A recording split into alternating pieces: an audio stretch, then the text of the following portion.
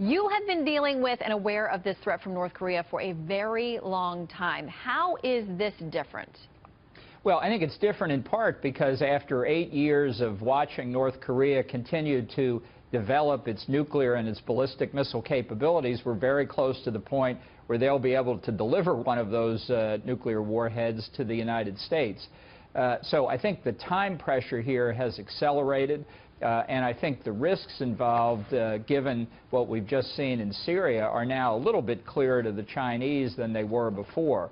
Now we've got the North threatening all kinds of dire consequences because of the U.S. decision to turn a carrier strike group around, send it back close to South Korea. That's fairly typical for North Korea. They've got a whole lexicon of threatening phrases they roll out from time to time.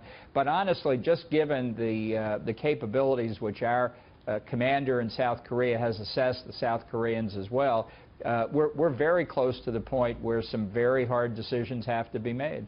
Yeah, and to reference, this is from North Korea's official newspaper. You referenced some of their phraseology. Our revolutionary strong army is keenly watching every move by enemy elements, with our nuclear sight focused on the U.S. invasionary bases not only in South Korea and the Pacific Operation Theater, but also in the U.S. mainland. A lot of people have said Kim Jong-un is just not fully sane. I mean, you're dealing with potentially a madman who has nuclear capabilities.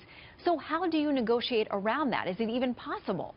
Yeah. Well, you know, in the mainstream media, there have been articles recently explaining that Kim Jong-un really is fully rational, and in some bizarre sense, maybe he is, but not in American terms. An American politician would not kill his half-brother with VX nerve agent in a public airport, just for starters, as Kim Jong-un recently did. I don't think there's any point in negotiating with the North Koreans. On at least 4 occasions in the past 25 years, they have committed publicly to give up their nuclear weapons program in exchange for benefits that were promised to them.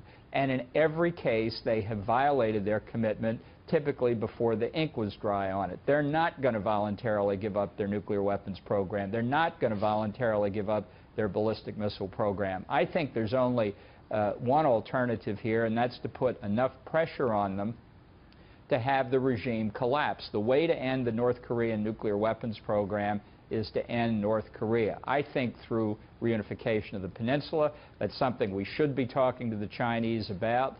It's going to be hard for the Chinese to accept, but they're the ones who have said for many, many years they don't want a nuclear North Korea. Here's the way to achieve it.